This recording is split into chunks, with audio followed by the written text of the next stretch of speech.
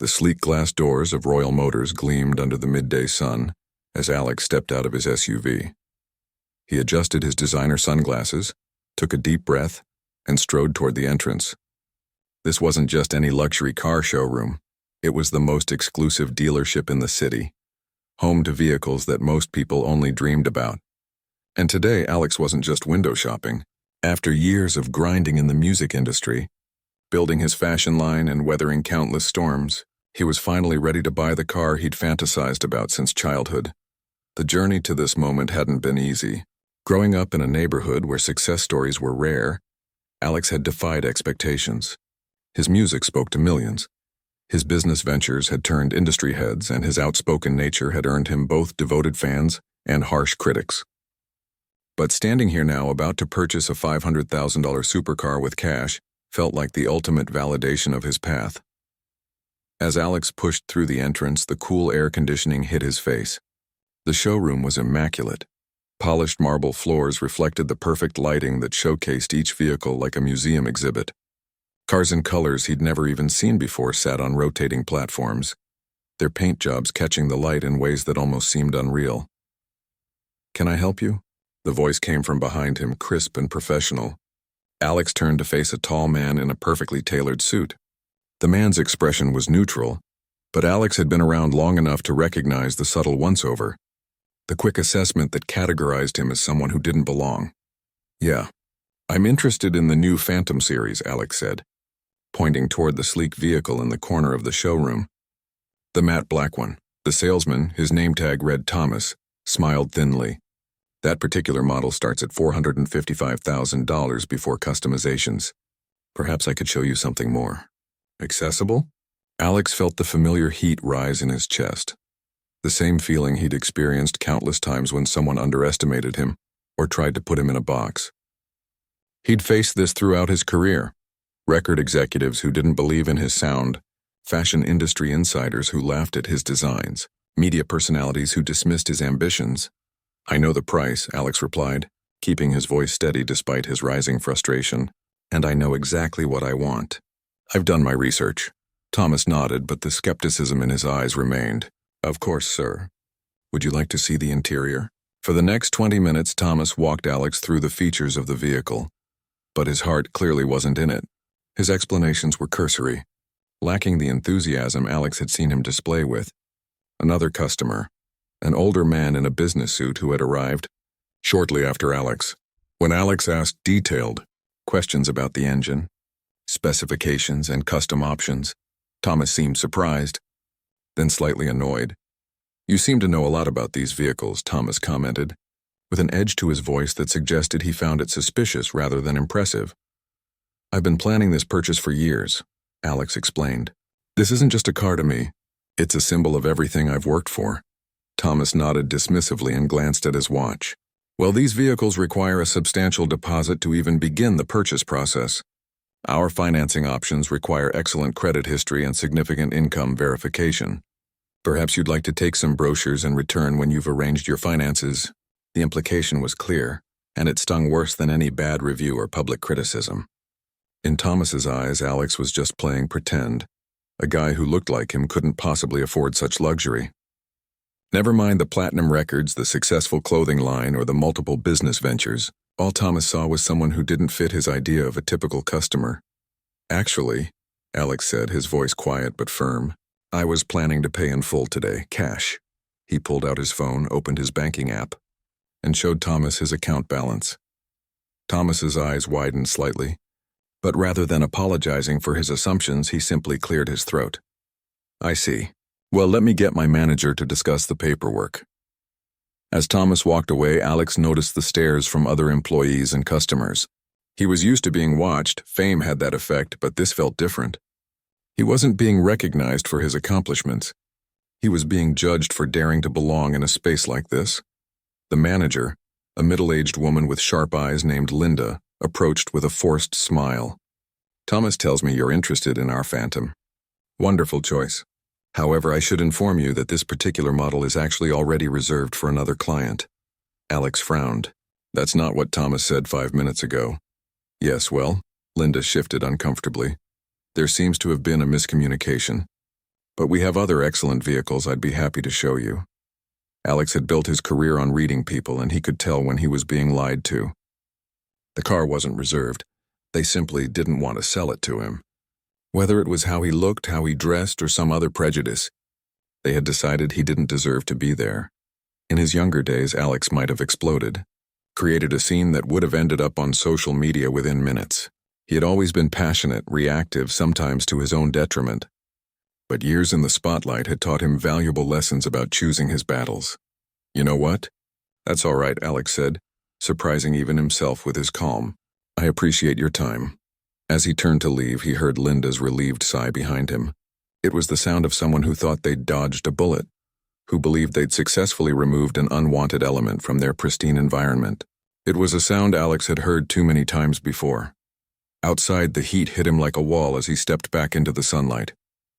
He leaned against his current car, a nice vehicle, but nothing compared to what he'd hoped to drive away in today. The rejection burned in his chest, not because he couldn't afford the car, but because no matter how far he'd come, some doors still seemed determined to remain closed to him. His phone buzzed in his pocket. It was a text from his business partner and childhood friend, David. How'd it go? Driving the new beast home? Alex stared at the message, unsure how to respond. He had been so excited about this purchase, had talked about it for weeks. Admitting what had just happened felt like swallowing broken glass. After a moment, he typed, "Not today. Story for later." As he drove away from Royal Motors, Alex's mind raced with thoughts of what he could have done differently. Should he have dressed more conservatively? Arrived in a more impressive car? Brought an entourage to validate his status? The fact that he even had to consider these questions made his stomach turn. At a red light, he found himself looking at his reflection in the rearview mirror. The face that stared back at him was the same one that had appeared on magazine covers, music videos, and billboards. It was the face of someone who had overcome poverty, skepticism, and countless failures to build something meaningful. And yet, in the eyes of people like Thomas and Linda, it was still the face of someone who didn't belong. The light turned green, and Alex made a decision. This wasn't over. This rejection wouldn't be like the others he had faced and eventually accepted. This time he wouldn't simply walk away and find another path. This time he would prove a point not just for himself, but for everyone who had ever been judged before they could speak, dismissed before they could show their worth. He pulled over and called his attorney. "Michael, I need a favor," Alex said when Michael answered. "I just had an interesting experience at Royal Motors, and I think we need to send a message." "What kind of message?" Michael asked, caution in his voice. He had been cleaning up Alex's impulsive decisions for years, though they had become less frequent as Alex had matured. "The kind that changes minds," Alex replied. "Nothing illegal, nothing crazy, just impactful. I want to buy that dealership." There was a long pause on the other end of the line. "The entire dealership?" "Alex, that's not like buying a car. It's a multi-million-dollar business." "I know exactly what it is," Alex said, a plan already forming in his mind. "And I know I can't do it alone. But I have connections, I have resources, and most importantly, I have a reason. Not revenge, something bigger. Something that might actually make a difference." As he explained his vision to Michael, Alex felt a familiar energy building inside him. The same feeling he got before creating his best music or launching a new product line. It was the electricity of inspiration, the fire of purpose. What had started as a simple car purchase was transforming into something much more significant. By the time he hung up the phone, the sting of rejection had faded, replaced by determination. He would return to Royal Motors, but not as a customer they could turn away. The journey would be challenging, possibly longer and more complex than he initially imagined. But Alex had never been afraid of hard work or ambitious goals. As he pulled back into traffic, a slight smile formed on his lips. Sometimes the greatest opportunities came disguised as disappointments, and sometimes the most powerful comeback stories began with someone saying no. The following week was a blur of meetings, phone calls, and late nights for Alex. What had begun as an emotional response to rejection was quickly transforming into a calculated business move. His spacious downtown loft, usually reserved for creative sessions and occasional parties, had become command central for what his team now called Operation Phantom. Michael, his attorney, sat across from him at the dining table that was now covered with documents. laptops, and empty coffee cups. "I've done some digging," he said, sliding a folder toward Alex. "Royal Motors isn't just a standalone dealership. It's part of Lux Automotive Group, which owns 12 high-end dealerships across the country." Alex leaned back in his chair, processing this information. "So buying just the one location isn't an option?" "It's complicated," Michael replied, opening the folder to reveal financial statements and corporate structures. "The local dealership operates with some autonomy, but major decisions go through corporate. A hostile takeover of just one location would be messy, possibly impossible." Alex tapped his fingers on the table, a habit from his days making beats on any available surface. "Then we go bigger. We look at the whole company." Michael's eyebrows shot up. "Alex, we're talking about a corporation valued at over $300 million. Even with your success, that's not something I can do alone." Alex finished the sentence. "I know, that's why I've been making calls." As if on cue, Alex's phone buzzed. He glanced at the screen and smiled. "Perfect timing. My financial advisor is here." The elevator opened directly into Alex's loft, and Nora stepped out carrying a sleek leather portfolio. Unlike Michael, who had been with Alex since his early days and had adapted to his unconventional style, Nora represented the more traditional business world. She had initially been skeptical of taking on a client from the entertainment industry, but had quickly recognized that beneath Alex's creative exterior was a sharp business mind. "I hear you're planning to spend all the money I've helped you save," she said by way of greeting, setting her portfolio on the one clear spot on the table. "Not spend. Invest," Alex corrected, "and hopefully change some minds in the process." Nora nodded, already opening her laptop. "I've reviewed the information Michael sent over. Lux Automotive Group is privately held, primarily by 3 major shareholders. The good news is that one of them, William Chen, has been looking to divest his 30% stake to focus on other ventures." Alex leaned forward. "And the bad news? The asking price is $90 million, and there are already interested buyers. Plus, even if you secured his share, you wouldn't have controlling interest." The room fell silent as the enormity of the challenge sank in. $90 million was far beyond what Alex could manage on his own, even if he liquidated significant assets. And without controlling interest, he couldn't implement the changes he envisioned. "What about partners?" Alex asked finally. "I know people who might be interested, especially if they understood what we're trying to do here." Michael looked skeptical. "Alex, I understand you want to make a point, but most investors care about return on investment, not social statements." "Who says it can't be both?" Alex countered. He stood up and walked to the floor-to-ceiling windows that overlooked the city. From this height, the urban landscape looked orderly, manageable, problems with solutions just waiting to be discovered. The luxury car industry is changing. New money looks different from old money. These dealerships are stuck in the past, losing potential customers every day because they can't see beyond their outdated stereotypes. He turned back to face Nora and Michael. "We create a business model that embraces this change instead of resisting it. We make Lux Automotive the first luxury dealership group that actually reflects the diversity of today's wealth, not just in their marketing materials, but in their actual practices, their hiring, their entire approach." Nora was already typing, her fingers flying over the keyboard. "You'd need to show how this translates to increased revenue, data on lost sales opportunities due to discriminatory practices, potential market expansion, brand loyalty among underrepresented demographics." "I've been on both sides of this equation," Alex said quietly. "I've been the kid with his face pressed against the glass, dreaming of something that seemed impossible. And now I'm the one who can afford anything in that showroom, but still gets treated like I don't belong.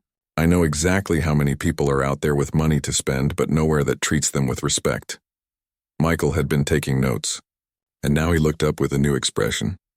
Not the caution of a lawyer managing risk, but the interest of someone seeing a genuine opportunity.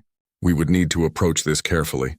If word gets out that you're targeting Lux because of how they treated you, it could be dismissed as a vendetta." "Then we don't lead with that," Alex agreed. "We lead with the business case. The personal motivation stays personal." The next few days brought a parade of potential investors through Alex's loft. Some were friends from the music industry who had diversified into business. Others were former skeptics who had become believers after seeing the success of Alex's clothing line and other ventures. A few were traditional investors who simply recognized a good opportunity when they saw one. By the end of the week, Alex had verbal commitments for $65 million, impressive but still short of the needed amount. The deadline to submit a formal offer for William Chen's shares was approaching fast, and the gap seemed insurmountable. On Friday night, Alex found himself alone in his studio, the one room in his home that remained untouched by Operation Phantom. Here, surrounded by keyboards, mixers, and the familiar scent of the candles he always lit while creating, he felt centered again. He sat at the piano and let his fingers wander over the keys, playing fragments of melodies without conscious thought. His phone rang, displaying a name he hadn't expected: Trevor Hudson. Trevor was an early mentor who had given Alex his first real break in the music industry. They had drifted apart over the years, particularly after a disagreement about the direction of Alex's career. Trevor had wanted him to stick to safe commercial sounds. Alex had insisted on following his artistic vision. The resulting tension had kept them from speaking for nearly 2 years. "Trevor," Alex answered, surprise evident in his voice. "It's been a minute." "I hear you're getting into the car business," Trevor replied without preamble, his deep voice instantly familiar. "Thought that was my midlife crisis plan." Despite himself, Alex laughed. "News travels fast. In certain circles, yes." There was a pause. "Look, I know we haven't exactly been close lately, but what you're trying to do with Lux, it matters. I've had my own run-ins with those types." Alex nodded, though Trevor couldn't see him. Even Trevor, with his old-school success and traditional business approach, had faced the same barriers. It was a reminder of how pervasive the problem was. "I want in," Trevor continued. "$25 million. And I can bring in another 10 from people I trust." Alex almost dropped the phone. With Trevor's contribution and connections, they would not only meet but exceed their target. "Trevor, I don't know what to say. Say you'll do what you've always done, prove the doubters wrong. And maybe say we can get dinner next week and catch up properly." After hanging up, Alex sat in the quiet of his studio, letting the reality of the situation sink in. What had begun as a response to rejection had catalyzed something much bigger, bringing together people from different parts of his life, even healing old wounds. The plan was taking shape in ways he couldn't have predicted. The next morning, Alex called an emergency meeting with his core team. As they gathered around the now familiar table of documents, he couldn't help but feel a shift in the energy. What had started as an uphill battle now felt like a movement with momentum. "We have the funding," he announced. "Now we need the strategy.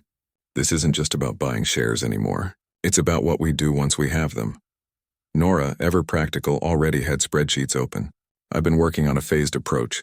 We start with policy changes at the corporate level, then move to retraining staff, revamping the customer experience. And we document everything," Michael added. "The before and after. The lives changed. The business improved. This becomes more than a business acquisition.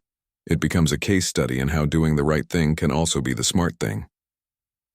As they worked through the details, Alex felt a quiet confidence replace his initial anger. This wasn't about revenge anymore. It was about transformation, not just of a company, but potentially of an industry.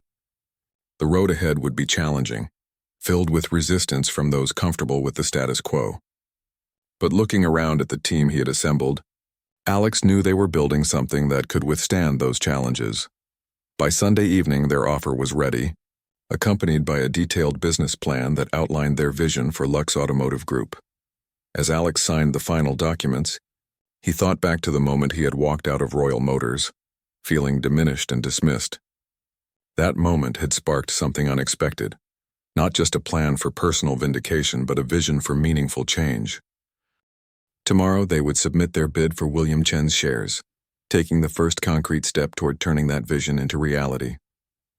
Whatever happened next, Alex knew that the rejection he had faced had become the catalyst for a journey far more significant than simply buying a luxury car. The morning their bid was submitted, Alex woke before his alarm. Sleep had been elusive, his mind racing with possibilities and contingencies. He made himself a cup of coffee and stepped out onto his balcony, watching the city come alive below. Somewhere down there was the Royal Motors showroom, continuing business as usual, unaware that their rejection of one customer had set in motion events that might transform their entire company. His phone buzzed with a text from Michael. "It's done. Offer submitted." Now we wait. Waiting had never been Alex's strong suit. Throughout his career, he had been a man of action, pushing boundaries, making things happen through sheer force of will. But this situation required patience. Corporate acquisitions moved at their own pace, governed by laws and procedures that couldn't be rushed. 3 days passed with no word. Alex threw himself into his other projects, spending long hours in the studio and attending meetings about his clothing line's upcoming season. But his thoughts kept returning to Lux Automotive Group and what their silence might mean. On the 4th day, Michael called. "We've been invited to meet with William Chen tomorrow morning," he said, his voice carefully neutral. "Just preliminary discussions," he says. "That's good, right?" Alex asked, pacing across his living room. "It means we're being considered. But don't get your hopes up too high. These things are complex and there are other bidders." The next morning, Alex met Michael in the lobby of one of the city's most prestigious office buildings. They rode the elevator to the 47th floor in silence, each lost in thought. William Chen's office suite occupied the entire floor, with views that rivaled Alex's own. Chen himself was not what Alex had expected. In his late 50s, he dressed more like a tech entrepreneur than a traditional businessman, in dark jeans and a simple button-down shirt. His office was minimalist, adorned with contemporary art and lacking the usual trappings of corporate success. "Mr. Chen," Michael began after introductions were made. "Thank you for considering our offer." Chen nodded, gesturing for them to sit in the sleek chairs facing his desk. "I'll be direct," he said. "Your bid isn't the highest we've received." Alex felt a sinking sensation in his stomach but kept his expression neutral. This was business, not a personal rejection. "However," Chen continued, "your business plan is by far the most interesting. Most potential buyers want to maintain the status quo. You're proposing significant changes." He leaned forward slightly. "I'm curious why." Alex exchanged a glance with Michael, who gave a subtle nod. This was the moment to decide how much of his personal motivation to reveal. In the end, honesty won out. 3 weeks ago, I walked into Royal Motors to buy a car," Alex began, keeping his voice steady. "I was treated like someone who didn't belong there, despite having the means to purchase any vehicle in the showroom." Chen's expression didn't change, but his eyes sharpened with interest. "That experience made me look more closely at the luxury car industry as a whole," Alex continued. "What I found was a massive disconnect between who has wealth today and who these businesses are designed to serve." "And you believe addressing this disconnect would be profitable?" Chen asked, cutting to the heart of the matter. Alex nodded. "Luxury has changed.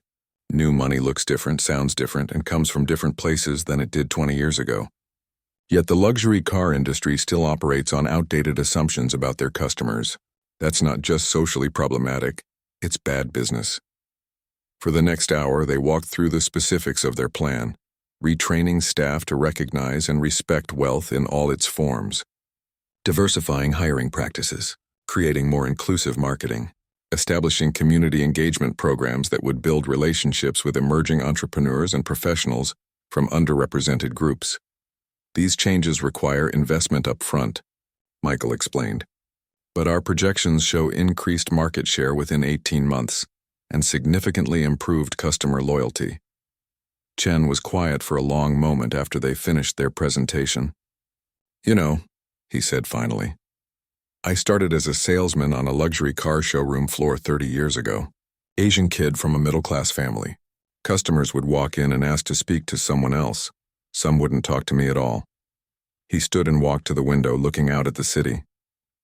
"I worked my way up, eventually bought shares in the company, became part of the system, and somewhere along the way I stopped seeing what was right in front of me, that the system hasn't changed nearly enough." He turned back to face them. "There are forces within Lux that will resist your vision. The other major shareholders, Gregory Phillips and Victoria Winters, are traditionalists. They believe our exclusive image is our greatest asset." "And what do you believe?" Alex asked. "I believe business must evolve or die," Chen replied simply. "I want to accept your offer, but I need to know you understand what you're walking into. This won't be as simple as buying shares and implementing changes. It will be a fight." Alex felt a spark of the same energy that had driven him through countless other challenges. With all due respect, Mr. Chen, fights are something I understand very well. Chen smiled for the first time. Yes, I've followed your career. You've never been afraid to stand your ground. He returned to his desk and pressed a button on his phone. Send in the paperwork for the Alexander Group proposal. Michael tried to maintain his professional demeanor, but Alex could see the surprise and excitement in his eyes. Chen had chosen them, despite higher bids from other parties. Their vision had won out. The paperwork took another hour, filled with legal terms and conditions that made Alex glad he had Michael by his side. By the time they left Chen's office, it was late afternoon, and they had a signed letter of intent, the first step toward acquiring Chen's 30% stake in Lux Automotive Group. I can't believe it, Michael said as they rode the elevator down.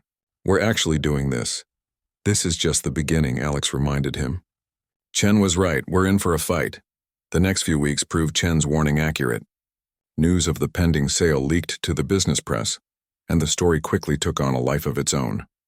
Music mogul targets luxury car group, read one headline.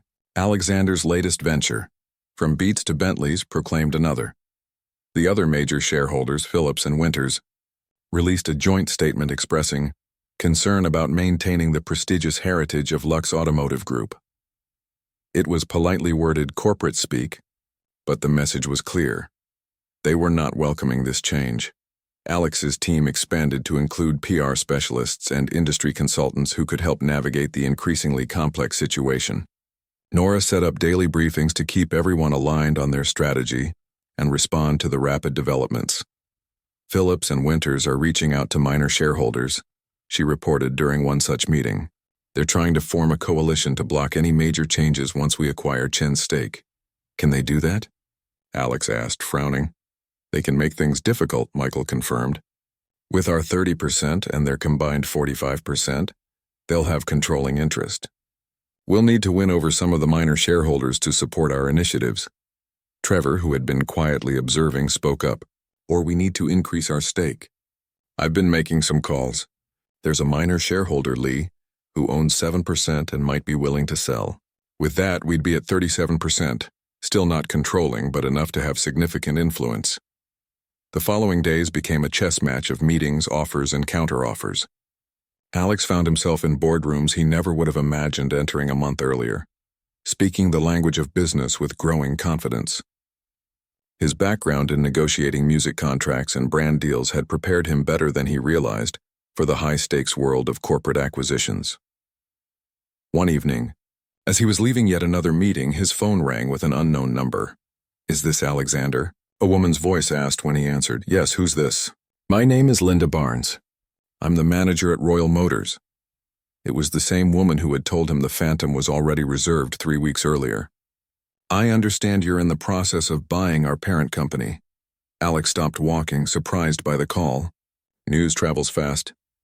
Faster than you might think, Linda replied, her voice tense. I wanted to reach out personally to clarify what happened when you visited our showroom. I think we both know what happened, Alex said, keeping his tone neutral. There was a pause. What do you intend to do? If the acquisition goes through, I mean. It was the question Alex had been waiting for, the fear that his actions were motivated by revenge. His answer now mattered, not just for Linda, but for everyone watching this story unfold. I intend to build a company where no one feels unwelcome because of how they look, he said finally, where customers are judged by the contents of their bank accounts, not the color of their skin or the clothes they wear, where employees are trained to recognize that wealth today looks different than it did a generation ago. And the staff at Royal Motors? Linda asked, the question hanging in the air between them. We'll have the opportunity to be part of that vision, Alex replied. Including you, Ms. Barnes, this isn't about punishment. It's about progress. After hanging up, Alex stood for a moment on the sidewalk, reflecting on how far this journey had already taken him. What had begun as a moment of rejection had evolved into something much larger than himself. A chance to transform not just one showroom, but an entire industry's approach to who belongs in the world of luxury. Tomorrow would bring more challenges, more resistance, more complex negotiations. But for the first time since this all began, Alex felt certain that regardless of the outcome, he had already succeeded in making his point. The very fact that Linda Barnes had called, that the industry was talking about his vision, meant that change had already begun. The weeks following Chen's agreement to sell his shares were a whirlwind of activity. What had begun as a personal mission for Alex was now a very public business story, covered by financial news outlets and industry publications. Luxury auto industry faces disruption, read one headline. Alexander brings diversity push to car dealerships, proclaimed another. The attention brought both opportunities and complications. Supporters reached out, sharing similar stories of discrimination in luxury spaces and offering assistance. But there was also backlash, particularly from traditionalists within the industry who viewed Alex's planned changes as a threat to their established way of doing business. Phillips and Winters are rallying support among the board members, Michael reported during their morning strategy session. They're framing this as an outsider trying to dismantle the company's prestigious image. Alex nodded, having anticipated this resistance. We need to change the narrative. This isn't about dismantling anything, it's about expanding who gets to be part of the prestige. Maybe it's time you spoke publicly, Trevor suggested, looking up from his tablet. The financial press is covering this as a business story, but there's a human element they're missing. It was a valid point. Thus far, Alex had let his team handle the public communications, focusing his energy on the behind-the-scenes work of securing the deal. But his personal experience, being rejected despite his success, was powerful. It could help people understand that this wasn't just another corporate takeover. Set it up, Alex agreed, but not a standard business interview, something that reaches beyond the financial world. 2 days later, Alex found himself in the studio of one of the country's most respected talk shows. The host, Diane Powell, had a reputation for thoughtful interviews that went beyond surface-level sound bites. Today, we're joined by Alexander, known to most of you for his music and fashion line, but now making waves in an unexpected industry. Diane began after the introduction. You're in the process of acquiring a significant stake in Lux Automotive Group. What prompted this move? Alex took a deep breath. They had prepared talking points, but in this moment, authenticity felt more important than polished responses. It started with being turned away from buying a car, he said simply. I walked into one of their dealerships ready to spend $500,000, and I was treated like I didn't belong there. Because of your age? Your style? Diane asked. Let's be honest, because I didn't fit their image of who gets to buy luxury cars, Alex replied. And I realized this wasn't just about me. It's about an entire industry that's stuck in the past, unable to recognize that wealth and success today look different than they did 20 years ago.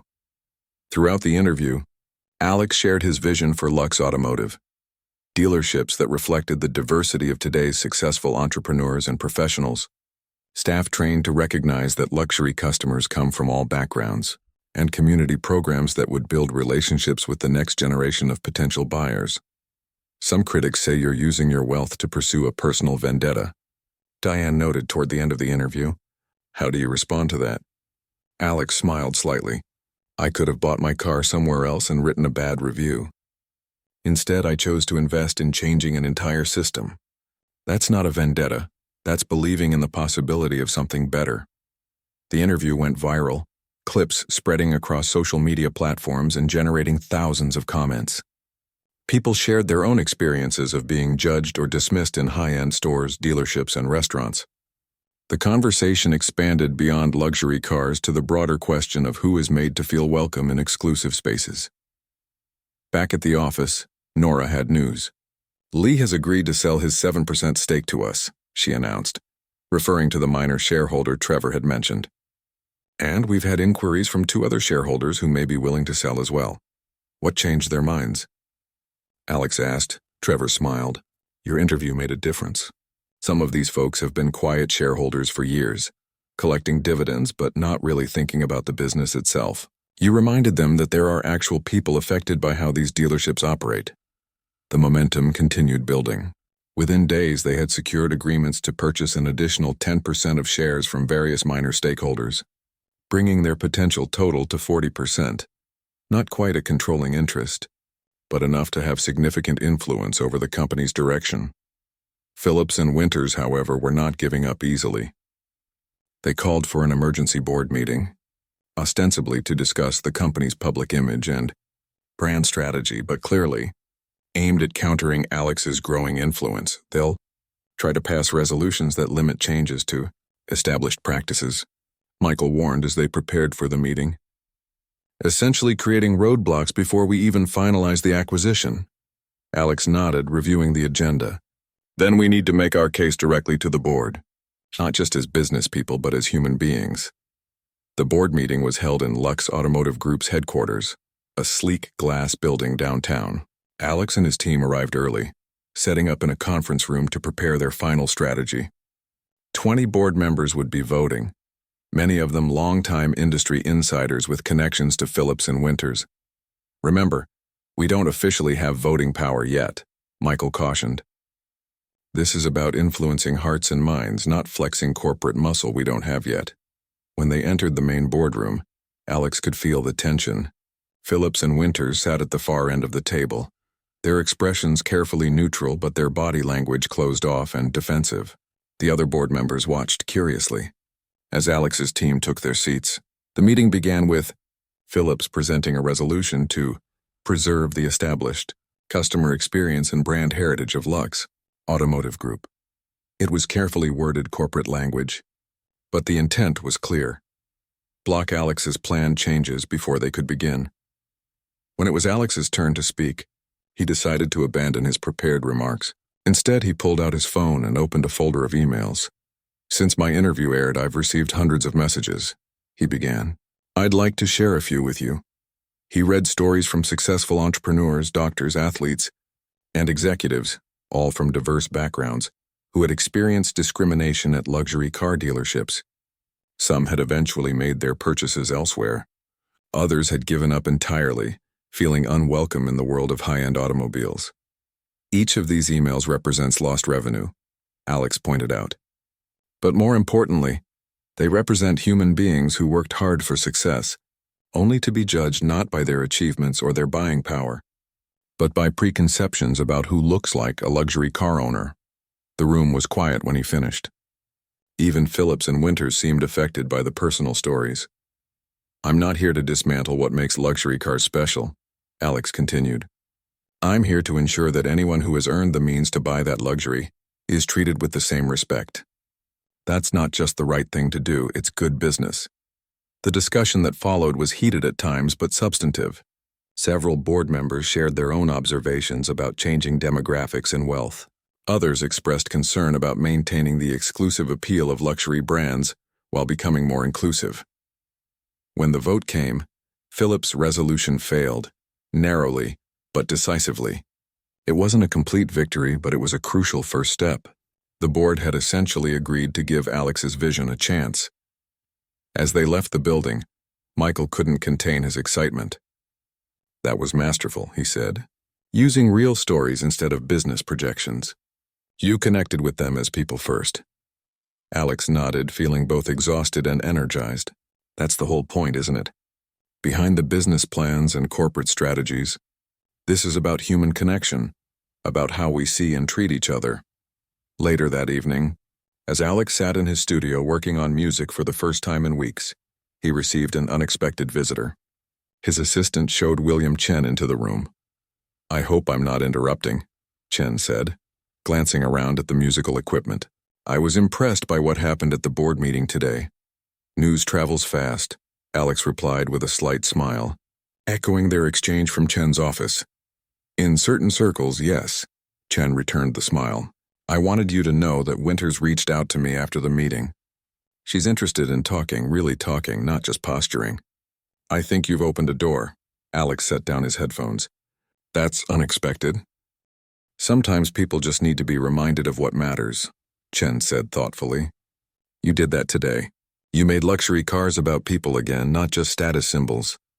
After Chen left, Alex returned to his music, but his mind kept drifting to the journey of the past month. What had begun as a moment of personal rejection had expanded into something that might genuinely change an industry. There would be more challenges ahead. The acquisition wasn't finalized. Phillips and Winters still held significant power, and changing entrenched attitudes would take time. But something had shifted today. By bringing human stories into that boardroom, Alex had reminded everyone that behind the luxury brands and corporate policies were real people with real feelings. It was a reminder he needed himself sometimes, that the most powerful changes don't come from flexing financial muscle or seeking revenge, but from connecting heart to heart. Tomorrow would bring more negotiations, more strategy sessions, more corporate maneuvering. But tonight, Alex allowed himself to feel hopeful about what they were building. It wasn't just about buying a car company anymore. It was about creating a world where no one had to feel like they didn't belong. 6 months had passed since that fateful day when Alex walked out of Royal Motors, feeling diminished and dismissed. Today, he stood in front of the same sleek glass building, but everything had changed, including Alex himself. The final stages of the acquisition had been complex, but ultimately successful. After the pivotal board meeting, Victoria Winters had indeed reached out, not to fight but to listen. Their first conversation lasted 5 hours, beginning as a tense negotiation and evolving into a genuine exchange of perspectives. Winters, it turned out, had been raised in the luxury car industry, the daughter of a dealership owner who had taught her that exclusivity was the cornerstone of luxury. "I never questioned it," she had admitted to Alex over coffee. "The idea that limiting who feels welcome somehow preserves the value of what we're selling. It's been the unspoken rule for so long." Phillips had been harder to win over, clinging to traditional approaches until the financial projections became impossible to ignore.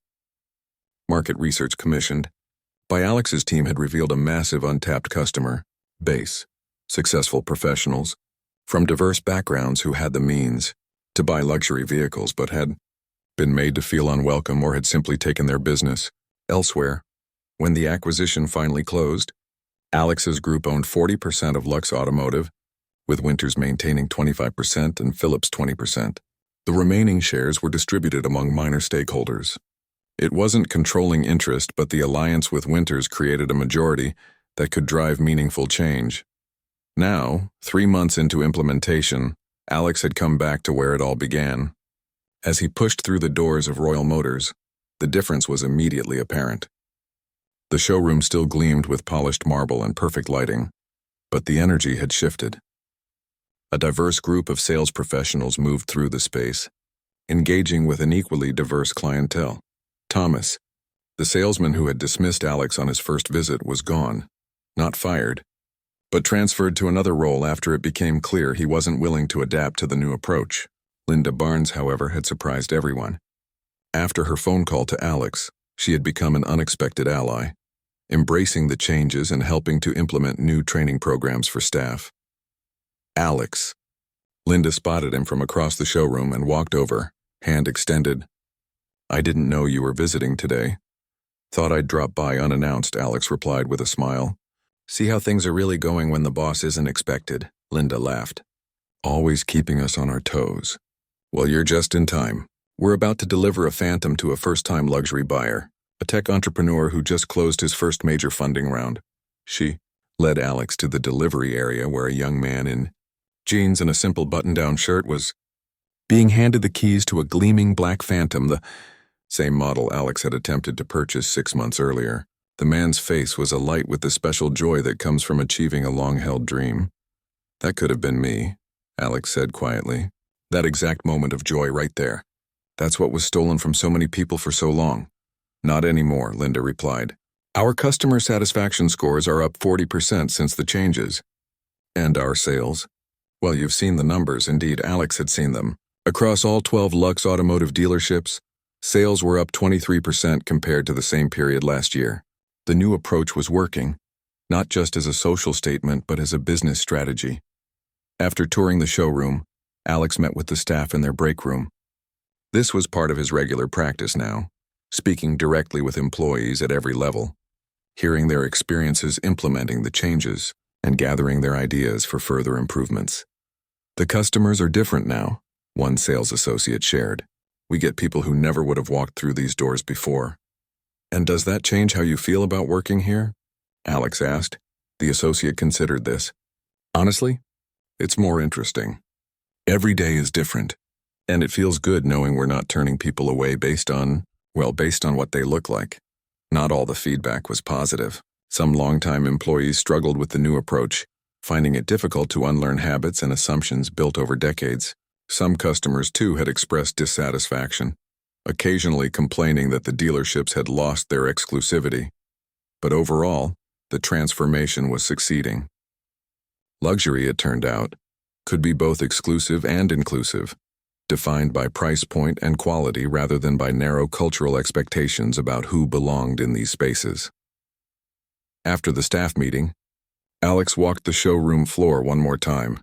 He paused by the exact spot where Thomas had first approached him, where the journey had begun with a dismissive glance and a subtle judgment. "Full circle?" Michael asked, joining him. His attorney had become a close friend throughout this process, a steady presence through both challenges and victories. "Not quite," Alex replied, his eyes on the entrance where a woman was walking in looking slightly hesitant. He recognized that hesitation, the uncertainty of someone who wasn't sure they would be welcomed. "The circle gets bigger every day." "That's the point."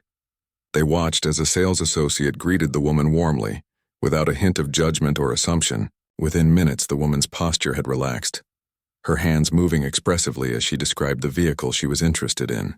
Another barrier broken, another connection made. Later that evening, Alex hosted a small gathering at his loft. It wasn't a formal celebration, just a moment to bring together the core team that had made this transformation possible. Michael, Nora, Trevor, William Chen, and surprisingly, Victoria Winters, who had become both a business ally and a friend. "I've been thinking about what we've actually accomplished here," Alex said as they sat around his dining table, the city lights twinkling through the windows behind them. "It's bigger than just changing a car company. It's about changing expectations," Winters offered. "On both sides of the equation," Chen nodded. "For too long, too many industries have operated on unspoken rules about who belongs where. What you did was make those rules visible and then challenge them." "What we did," Alex corrected him gently. This was never a solo journey. As the evening wound down, Alex found himself on the balcony with Trevor, the mentor whose unexpected support had been crucial in making the acquisition possible. "Remember when we argued about your music?" Trevor asked, looking out at the city. "I wanted you to stay in the lane that was working. You wanted to experiment, evolve." Alex smiled at the memory. "We were both right in different ways." "Maybe.